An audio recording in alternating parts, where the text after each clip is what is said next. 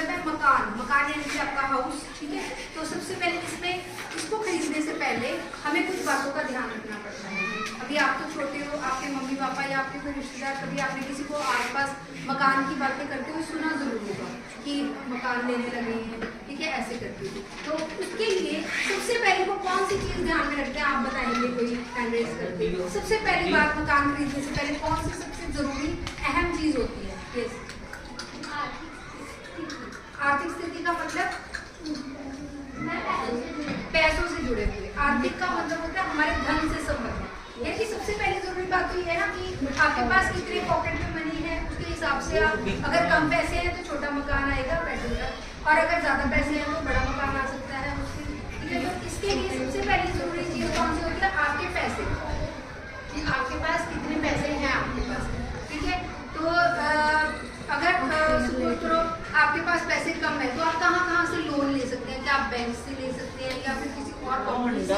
आजकल private companies भी बहुत खुली हुई है जो आपको लोन इशू करती हैं, या फिर आप किसी फ्रेंड से बोरो कर सकते हैं।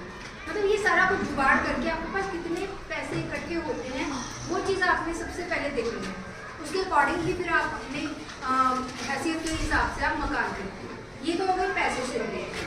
उसके बाद नेक्स्ट एक और चीज़ होती है बुद्धि, यानी कि आपकी समझदारी। कम पैसों में आप कौन सा अच्छा मकान ले सकते हो। कई बार हम जल्दबाजी में कभी कोई चीज़ खरीदते हैं तो वो गलत खरीदी जाती है। आपको इसके लिए बहुत ज़्यादा दिमाग की भी ज़रूरत है। लोकेशन देखते हो कि अच्छी लोकेशन पे होना चाहिए आसपास। अब नेक्स्ट जो ये हो गया आर्थिक तत्व, ठीक है। दूसरे होते हैं सामाजिक तत्व। सामाजिक तत्व का मतलब क्या होता है? यानी हमारा समाज किन किन लोगों से, जैसे हमारे रिश्तेदारों से मिलके, हमारे दोस्तों से मिलके, हमारे पड़ोसियों से मिलके बना हुआ है। हमारी जो कम्युनिटी होती है उससे मिलकर बना हुआ है, ठीक है। तो सामाजिक तत्व में आपके आस पड़ोस कैसा है वो भी बहुत मायने रखता है। आपका जो आस पड़ोस है अच्छे लोग होने चाहिए, संस्कारी लोग होने चाहिए, मतलब भगवान को मानने वाले पढ़े लिखे लोग हों, तो आपके बच्चे भी जो है उसी तरह से ही बनेंगे, ठीक है। अगर आपकी लोकेलिटी गंदी है, सपोज करो आप किसी बस्ती में मकान ले रहे हो जहाँ पे थोड़े लोग स्टैंडर्ड के लोग रहते हैं, तो आपका भी बिल्कुल वैसा ही बनेगा। किसी को देखकर हम वैसे ही सीखते हैं, ठीक है। तो ये होता है ना, प्रोवर्ब भी बना हुआ है, a person is known by the company he keeps. एक पर्सन जो है वो जाना जाता है जिस तरह की वो कंपनी रखता है अपने पास, यानी कि जिस तरह का उसका वातावरण आसपास के लोग होते हैं।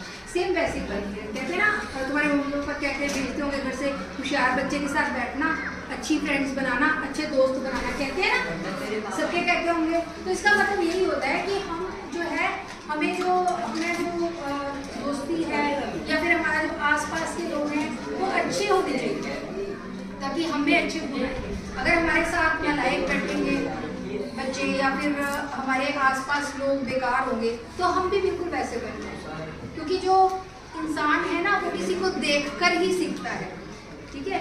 जैसे उसके आसपास के लोग करते हैं वैसे ही वो करता है।